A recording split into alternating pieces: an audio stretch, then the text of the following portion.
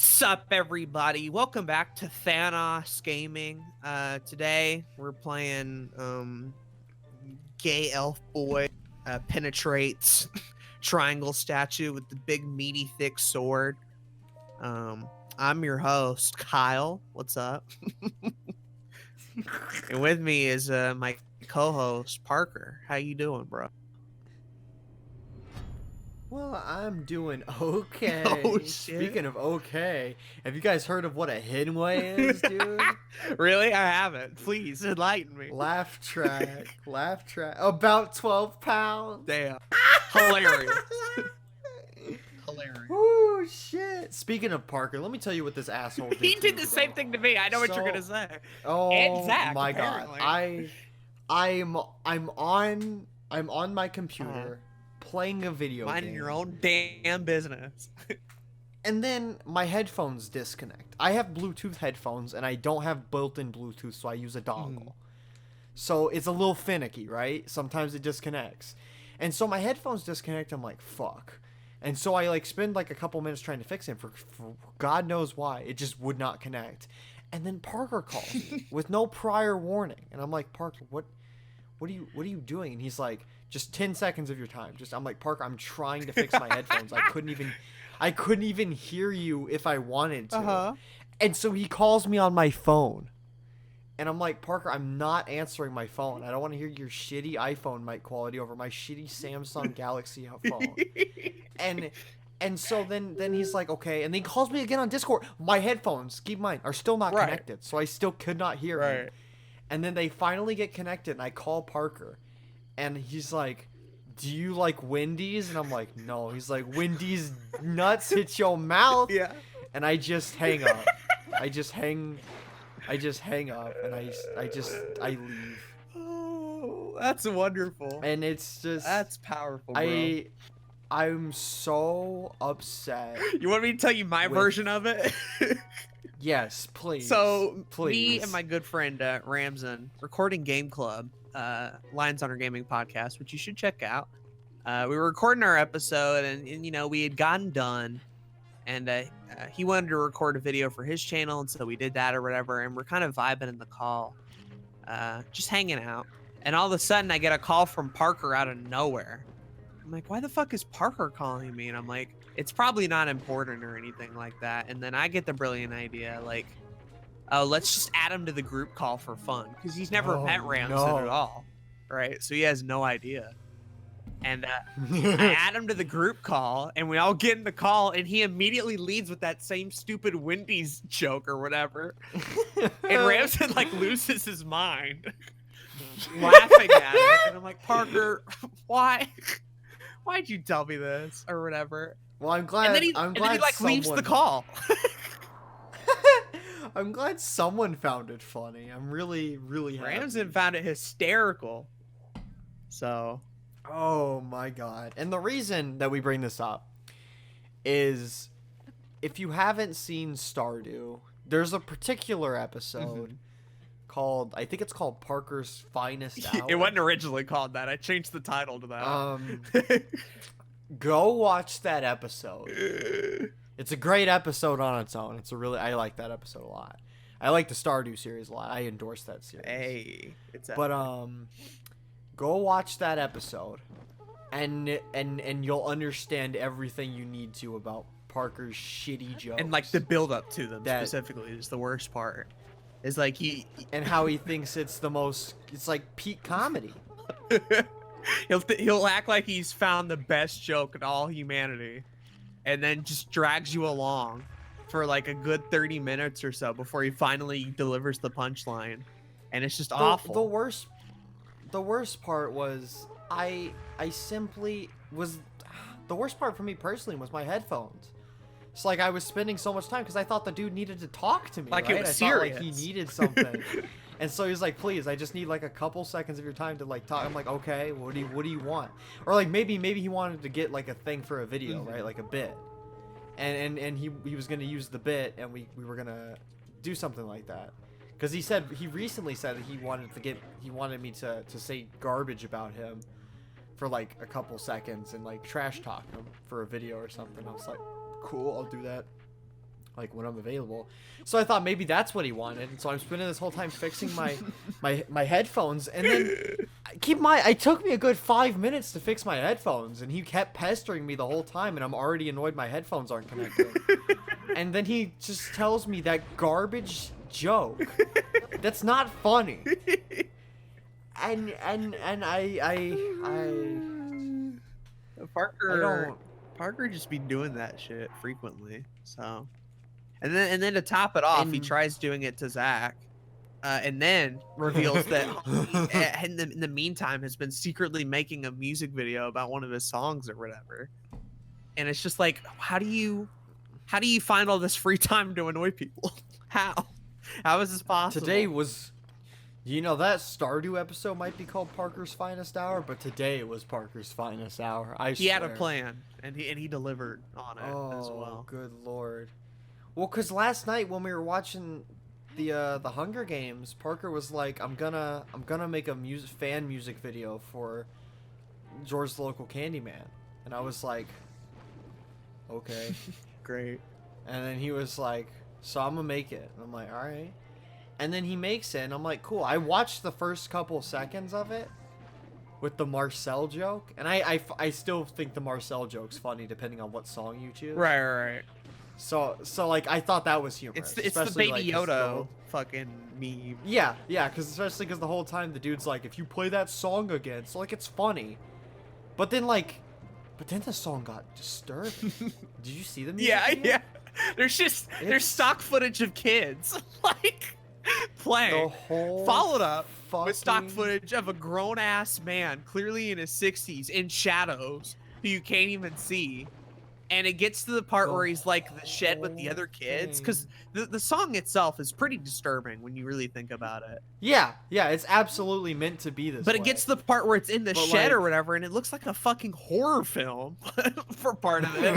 And you just keep seeing all these kids, like actual kids, in the context of the song, and it's like way scarier than it would have normally been if just Zach making a funny haha meme out of it. And I think the music video overall is funny, but man, is it also like disturbing as hell.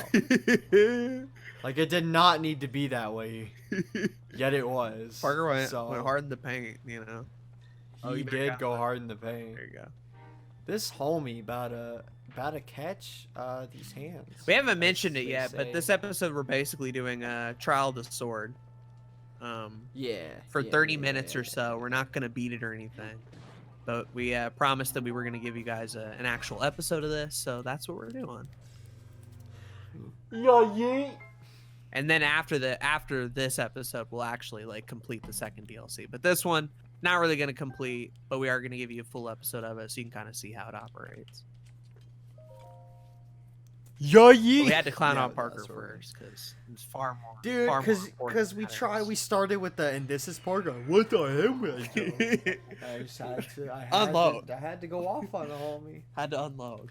It's become a prime LHC tradition, honestly, and one that I hope doesn't die anytime soon. So also, I do want to apologize if my gameplay is garbage because, fun fact that you wouldn't know. Aden and I record these simultaneously extremely frequently and extremely infrequently. And what I mean by that is we'll have a solid week where every night we record like 6 episodes, and then there's nothing. For like a month. We do nothing for this series. And then it's back to the week for like again. A whole month. And then it's back to we just record. Like, honestly, we're probably going to finish the series this week. Yeah. We don't have much left at this point. It's going to get to that point, but damn, do we really, like, just pick and choose when we actually want to get a lot done. And I think it's helpful to a certain extent because, like, on the one hand, recording a bunch of parts back to back really, like, lets you get into a flow or whatever. So, like, even if the first episode isn't good, the second or third can typically be good because you're kind of like in the mood or whatever. But there definitely is an argument to be made where it's the reverse end of that, where like the more of them you do, the more you get like exhausted with doing them, and the episodes end up being worse. So I feel like we kind of got the best of both worlds, where we still record them, like a lot of them back to back, but we take good enough breaks in between to where it doesn't get stale to record.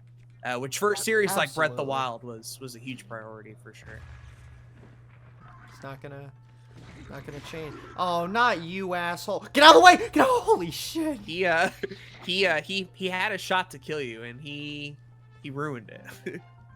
A dead homie body should never do what it just did in this game and block me from getting out.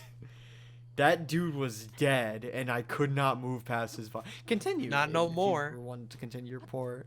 Well, no, that was it pretty much. It's just like the breaks that we've had have allowed for like really good bits in between, where like we have a little bit of time to like take breaks. Absolutely. That was it. And then like the big longer month ones, like sure it gets a little like iffy, right? Because it's like, well, are we gonna start forget. doing it again? Well, because like for the big long week, like big long ones, like the one before this episode, like it's like we haven't recorded because no one's really brought it up, right? And I don't know if Aden's super busy. I don't know if he's like not in the mood to record. Like I didn't know, and I'm sure it's the same for you, right? It's like you don't know if it's like just not something you want to do at the moment, or if you're actually still interested in recording in this time frame. So it's like something you don't know about the other person, which can confuse and dishearten you from asking, because you don't want to be like, yo, you want to record, and they're like, no, I'm busy. Right, like, oh. right. Okay. It was a thing where like I'd meant to finish recording it this April, but a lot of things got in the way, and then of course like, oh damn it, me and Zach ended up recording the series, and so we did all that, and so I was like, okay, I'm good for LHG for a while, and then I forgot about Breath of the Wild. Yeah. So I'm like, oh shit, yeah, I probably still need to finish recording these sometime soon. We're still good. Plus, as a whole, like, you and I also haven't talked much for the past like couple days to a week. I've been in that with everybody. Yeah. I figured it was like I didn't figure Aden was just avoiding me specifically. I if he was, I would be a little upset trying to figure out what I did. But like I didn't figure it was like, oh, Aden doesn't like me. I figured Aden was like just vibing his own time. Well, like I don't know.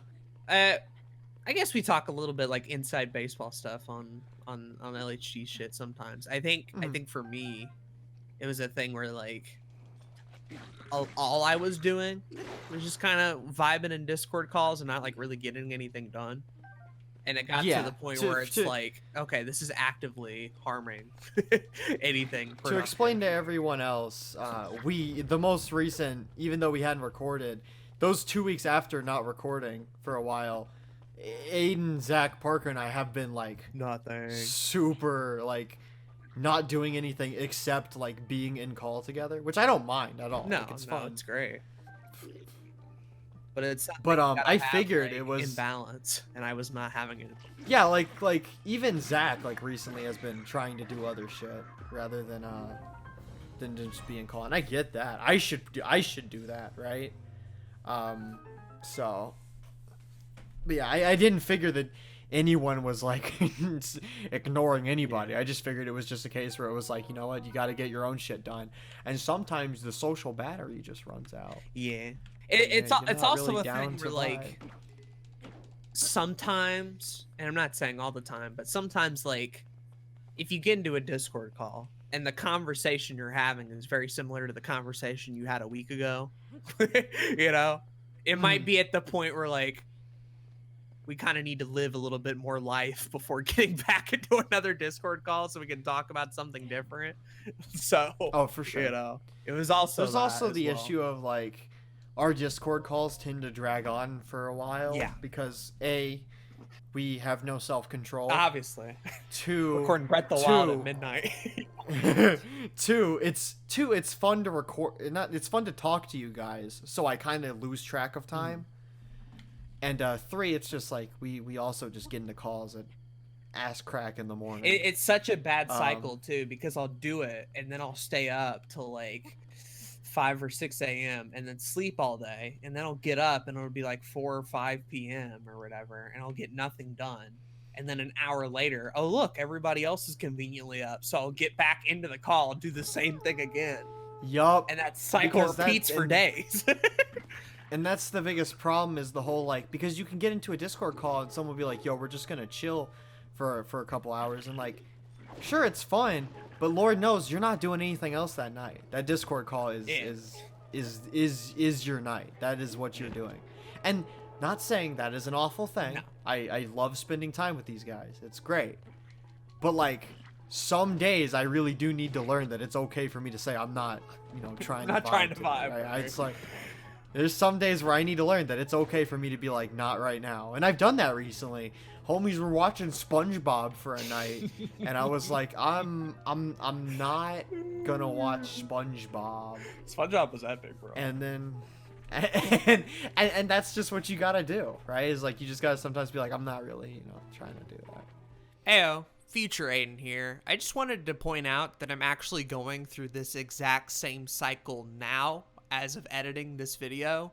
We recorded this series back in April, and to hear me and Jay talk about this cycle of staying up super late, getting on Discord, and then waking up at a later time, and that cycle of repeating, that's actually happened again recently, and it wasn't until today where I decided to do something a little bit different. So I just thought that was neat, that even though we've talked about this in April, it's still showing up even now in early December. So take of that what you will. Anyway, back to the episode. Hopefully this sounds interesting to you people at home. Yeah. No, the gameplay hadn't been very interesting either. I think in some ways, while Discord has been a massive help to my mental health and having people to talk to, and definitely in YouTube stuff and collaboration opportunities, it also has contributed so much to my chronic procrastination and not getting anything done. That it at the same time is harmful. I guess my point in all of it is just to I want to kind of be more mindful about it, and I know I'm not always gonna do well at that. I know I'm gonna get into calls and just waste time and vibe, because sometimes I really do just want to vibe, because I've already done a lot of work today and I don't really want to think about anything or whatever. But being more upfront about that and being like, yo, I really am just here to waste time, so if you don't want to, that's fine, but that's what I'm here for. yeah for sure. And I don't have an issue with that. I genuinely don't have an issue with just being in a call and doing nothing. I know Parker and Zach sometimes do, but I can just be in a call. I don't even gotta be in a call playing a game. I can just be in a call, right? I can just be on Twitter. Yeah, there's no problem that I have with that, at all. And maybe that's an issue with me, but it's fine. Because it's that's what I'm doing before I got in the call. Right, now I'm so just why not do it with somebody else, right? It's I literally 5 seconds ago was just sitting looking at my computer screen with no emotion in my eyes. So why not do that with another person? It's interesting for sure. Now it's Jay the Zoomster tries to climb a tree for the next 10 minutes. Here he goes.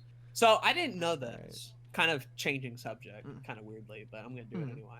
So Koroks were Kokiri. Fuck.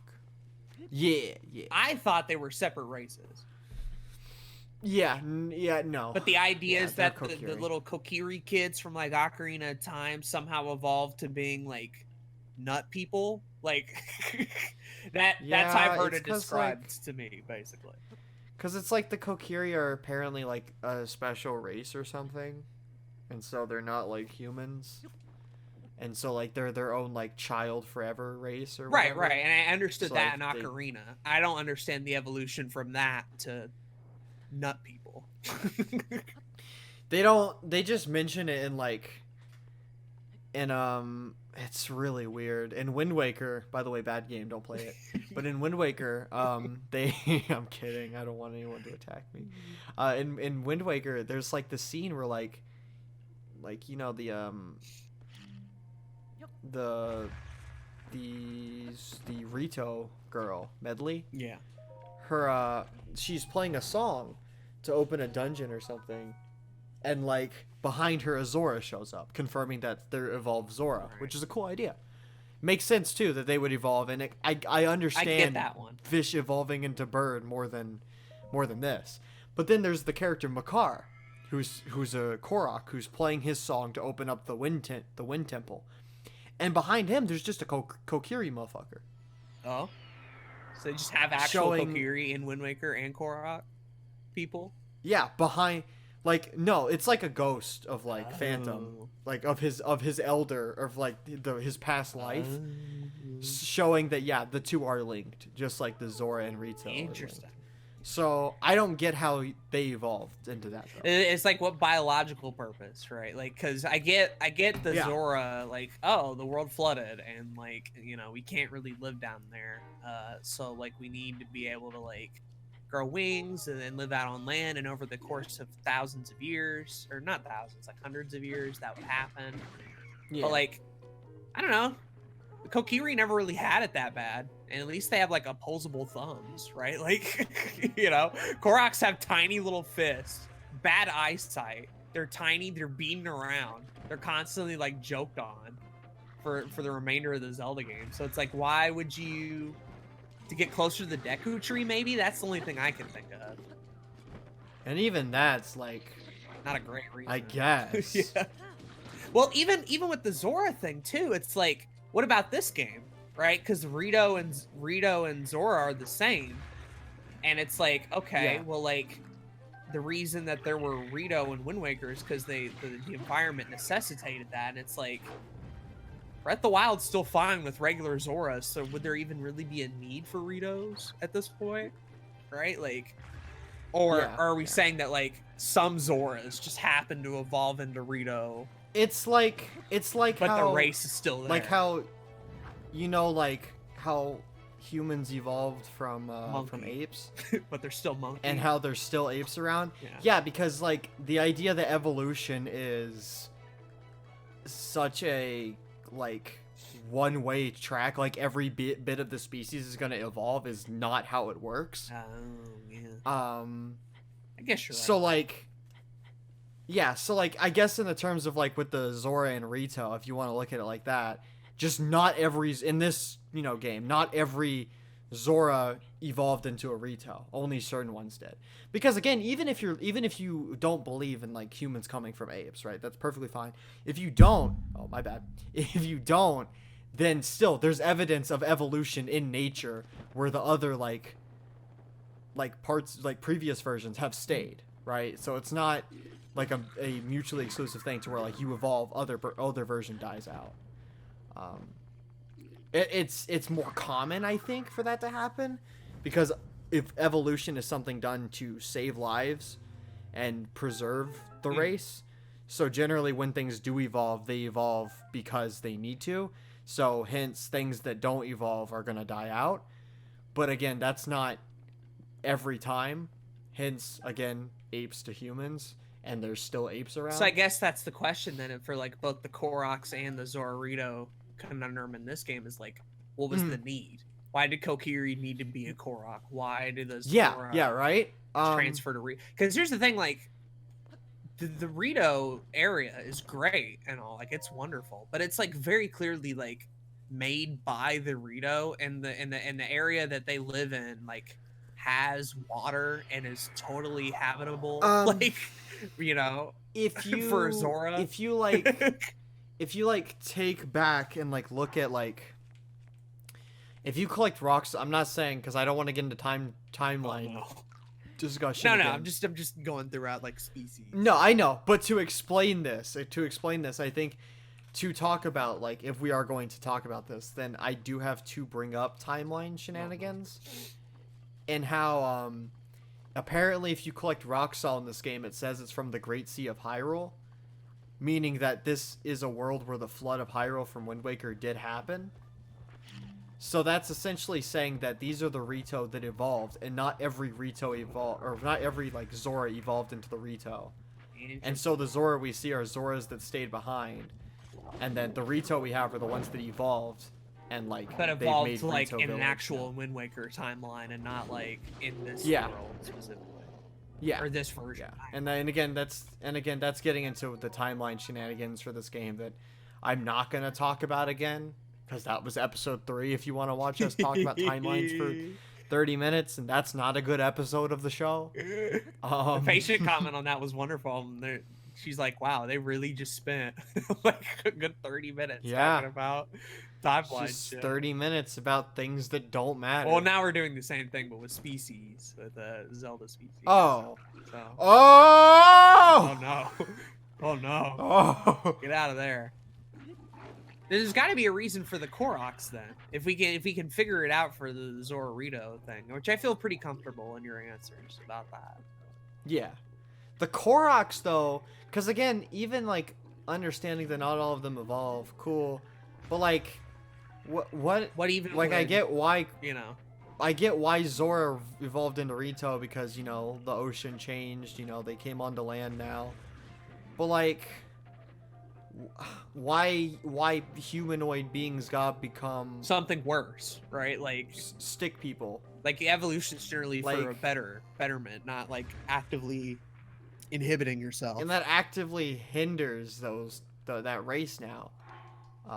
So I don't know. Maybe there's some Zeldapedia, some magic bullshit about like how Zelda and the Triforce of Wisdom is somehow connected. Like, there's probably some bullshit like how something about like the Deku Tree went into hiding and the spirits of they changed into that so they could better have a connection to the Deku Tree or something. Like, I guess. And I'm like, I guess science realistically.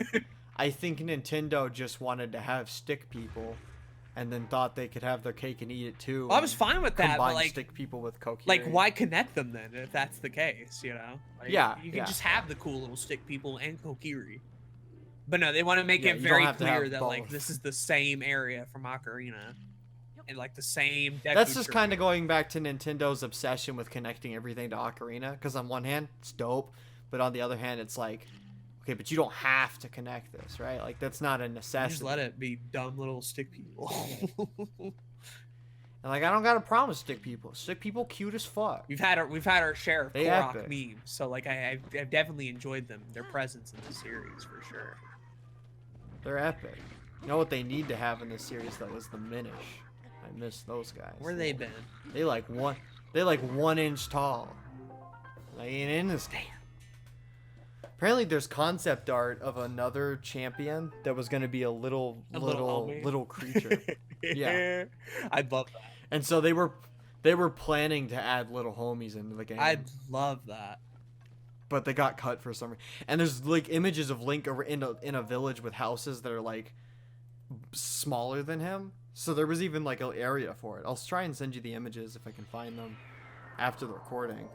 But I would have loved to have little homies in the game. That would have been great. I wonder why they didn't. It was development time. Well, no, they had a lot of time. Maybe they just didn't think it'd be Yeah, worth I it. wonder if it's like they just didn't like feel comfortable in the idea or something. Could be. And just decided to like scrap it, which is fair, Not every idea. Maybe they couldn't figure out like a good enough reason for them to be in the game, right? Like you have all these other races that make sense to be champions. Why little people, right? Like, what are they gonna do against Ganon? Right. And also, right, like all the champions are connected to some sort of divine beast. So how do you make a divine beast for tiny people? Yeah, that's what I was just about to say. What's the tiny people's divine beast gonna be?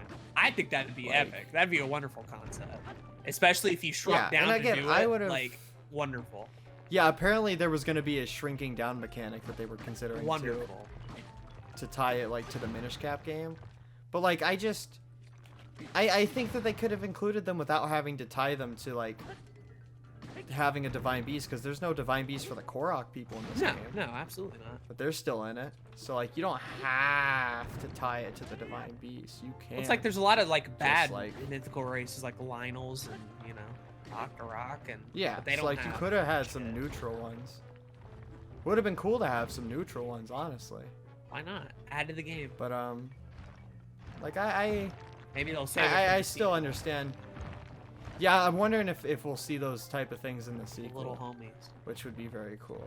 Which at this I'd point, love to see them. They're cute. Who knows when that's coming out? With the whole yeah. whole outbreak. I mean, people were really adamant about it coming out this holiday. I have no clue why, Yeah, probably but not. there were a lot of people that were like dead set on it coming out this holiday, and like I didn't think it was going to before the coronavirus, and now I definitely don't think it's going to. But like, just there were some people on YouTube and like Twitter who were like, yeah, Breath of the Wild 2 is absolutely coming out this holiday, and I'm like, why? I think Like, I think the rationale was that because Nintendo for the past year has not announced anything, and Breath of the Wild 2 is the only big game outside of a Xenoblade Chronicles remake that we know about, everybody went to, well, if this is the only thing we know about, this has to be the holiday game. Because it's already kind of too And, late like, to announce something. And apparently there's no June or E3 direct at all. So we're not even going to get any info there either. I honestly think that if we get anything about Breath of the Wild 2 in December, it's just going to be the announcement of the release date. Or like a title. I don't think we're getting the game this holiday. I never thought we were getting the game this holiday. I mean, they made a big deal I just out feel of the like, first one, right? Like a whole E3 yeah. with just So it's like everything else. I don't know. I just feel like that like I'd love it if it was. there's But I would too, but there's no indication that what we saw is anything close to being a game that's near completion. For all we know, they might not have even broken ground on the game, and that was just a cinematic they showed. oh yeah. We're at floor 7. So I never. Yeah. Yeah, we're at the break, and we are 34 minutes done, so we're done with the episode. Oh shit. So I'm glad we were able to actually make some semblance of progress in the Trial of the Sword. We're done with the easy trials. Now we're moving on to the hard ones. Which, to be honest, I'm glad we're not doing on camera because I had enough issues with the easy one. I didn't think we'd make it the this hard one's far, gonna so I was suck. pretty impressed. I didn't either, dude. I thought I was gonna die again. We But weren't no. planning on being these. We were just showing these off because we promised we'd show it off. Next episode, we're gonna start the second DLC, I believe, or maybe do a little bit Yeah, of smaller baby. side quest stuff. But that's the last major thing is that second DLC, and then we're pretty Yeah, much and done. then Ganon. What did you Ganon, What did you think of this DLC? I guess to wrap up thoughts about it, since we're not going to really be able to talk about it. So, DLC Pack 1, really epic. It adds this Trial of the Sword, which honestly, though I have not ever completed it, nor will I ever complete it, probably, it's fun. It's a fun thing to do. And I honestly understand if people love it enough to do it over and over again. I've never gone past the middle trials, and I doubt that once I got past those, I would get anywhere in the hard trials. Yeah. But it's fun. I like the idea of powering up the Master Sword over trials that really test you. I think that's dope. It's that same idea with Eventide, right? But just with more micro, like, little task and battles. And I'm glad we got something like this because, like, every Zelda game recently, from like Wind Waker onwards, has had like a multi-floor trial thing, right? Like Wind Waker had whatever they called it. Even Ocarina had the Gerudo Training Grounds, which is essentially the same thing, just in like a very early form, which had things from all over the game in one area. Twilight Princess had the Cave of Ordeals. And then if you have the Wolf Link amiibo, you get the Cave of Shadows, which is just it, but you're limited to just being Wolf Link. And then Skyward Sword, I believe, had a boss rush. Which is cool, actually. I never imagined Zelda to be the type of game with the a boss rush. Yeah, that's weird. But it was dope. Well, I think Ocarina 3D has a boss rush, too. And those games came out the same year, so it makes sense. No idea. To have it there. I'll check after the recording. Okay. Because now I'm actually curious.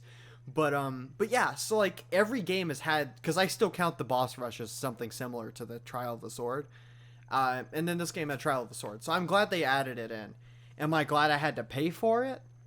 Maybe not. But, you know, Breath of the Wild base game is chock full of content anyway. This is just another thing you can do if you want. Yeah, and then on top of that, we got the travel medallion in this DLC.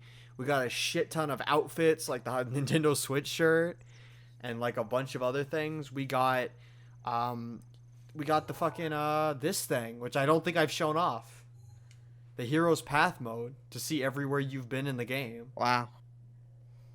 And the coolest thing is, right, you can like go back and like change the speed and shit. So hold on, let me see if I can This is cool. if I can do this. So like you can rewind to see everywhere we've been, and if I change the speed to like, you can just like see as we like go around and see which areas we've been to the first time, see how many times we've died in an area. So it's really dope actually. Huh.